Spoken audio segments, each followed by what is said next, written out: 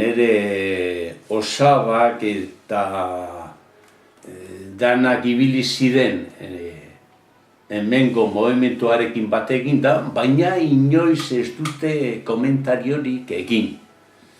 Ni pentsatzen izen dut etedan, apur bat gauza tristeak eta orduen hobeto ez argitu eta alegere hau bizitzeko, ez?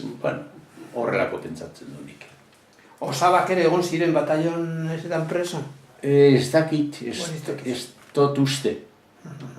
Baina, igual, gerran bai, ezta? Gerran bai. Badakizuz osabaren zure aitaren anaiaren izenak?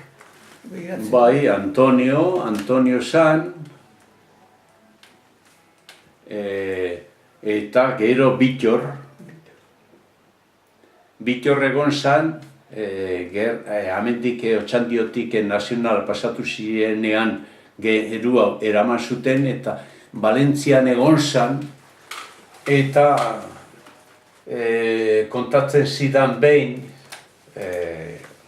apur bat barruko gauzak, Valentzian Franco eta Rakin egon, eta emakume bat, militar batek bortzatu zuen.